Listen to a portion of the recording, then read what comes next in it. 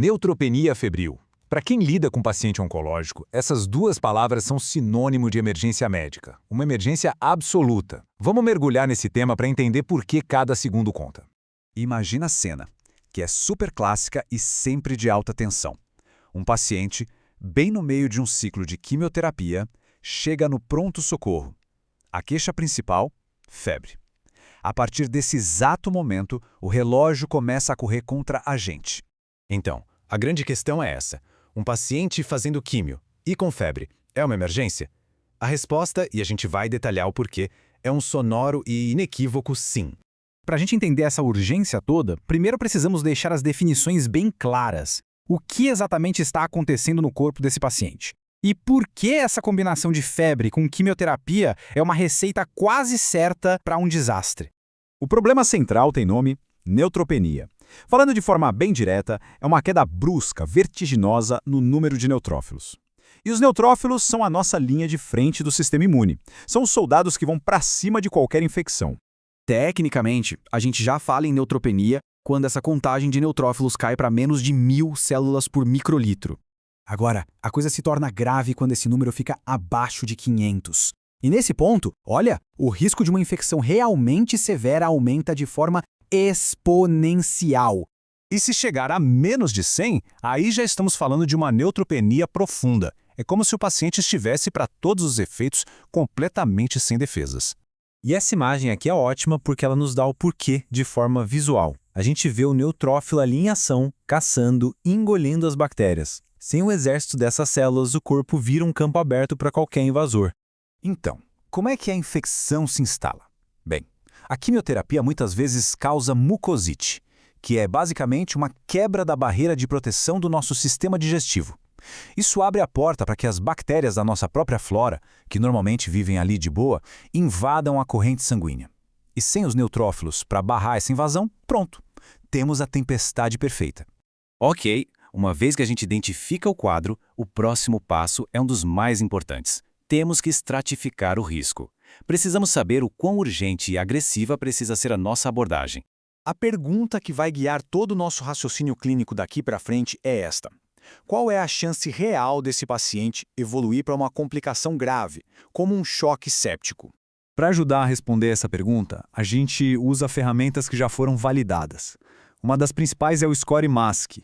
Ele ajuda a gente a colocar um número nesse risco, analisando fatores como a gravidade dos sintomas, pressão, doenças que o paciente já tinha e até a idade. Outra ferramenta muito poderosa, principalmente para pacientes com tumores sólidos, é o SCORE-CISNE. Ele acaba complementando a avaliação com outros marcadores, tanto clínicos quanto laboratoriais, para a gente conseguir refinar ainda mais essa estratificação. Então, para simplificar a coisa toda, um SCORE-MASC menor que 21 ou um CISNE de 3 ou mais significa uma coisa: alto risco. E essa classificação define absolutamente tudo o que vamos fazer a seguir.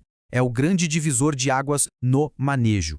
Com o risco definido como alto, acabou o tempo de pensar. A gente entra no modo de ação, onde cada decisão, cada minuto faz uma diferença brutal. Se tiver uma mensagem central, uma coisa para levar deste material todo é esta aqui. O antibiótico de amplo espectro precisa ser administrado na primeira hora. Não em 61 minutos, não em 70, em até 60 minutos. A literatura médica é muito clara. Cada minuto de atraso tem um impacto direto na mortalidade. E esse fluxograma mostra exatamente como essa decisão se desenrola na prática. Olha só, se o paciente é classificado como alto risco, o caminho é um só, não tem atalho. É internação hospitalar e antibiótico na veia imediatamente. Se for de baixo risco, que é a minoria dos casos, até dá para avaliar uma terapia oral. Mas a mensagem principal é essa: a abordagem agressiva logo de cara é sempre a mais segura. Ok, primeira dose de antibiótico administrada, mas o trabalho está longe de acabar. A neutropenia febril é um quadro dinâmico. A vigilância e a reavaliação constantes são a chave do sucesso, principalmente se aquela febre teima em não baixar. E aí, o que acontece depois? Esse outro fluxograma nos dá o caminho das pedras. A reavaliação ali entre o segundo e o quarto dia é fundamental. Veja aqui, se a febre continua, mas o paciente está clinicamente estável, a orientação é manter o tratamento e observar. Agora, se a gente nota qualquer sinal de piora, ou se as culturas finalmente mostram o nome e o sobrenome do culpado, Aí é hora de ajustar a rota e modificar a terapia. Resumindo os pontos-chave dessa reavaliação, se a febre se arrasta por 4 a 7 dias, a gente tem que começar a pensar em cobertura para fungos. A cada novo pico de febre, novas culturas precisam ser colhidas. E sempre se perguntar, será que o foco não é o catéter venoso? O tratamento só pode parar quando duas condições forem cumpridas: neutrófilos acima de 500 e o paciente sem febre por 48 horas. No fim das contas, todo esse conhecimento precisa sair dos livros e se transformar na rotina do hospital. A sistematização do cuidado, através de um protocolo, é o que transforma a teoria em vidas salvas.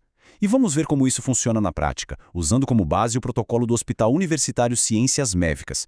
E essa imagem aqui ilustra essa conexão de forma perfeita. De um lado, o gesto mais básico, mais fundamental de todos, higienizar as mãos. Do outro, um protocolo institucional, todo detalhado. Sabe o que é mais interessante? Um não funciona sem o outro. A excelência no cuidado vem justamente daí, da aplicação consistente das coisas básicas através de um sistema robusto.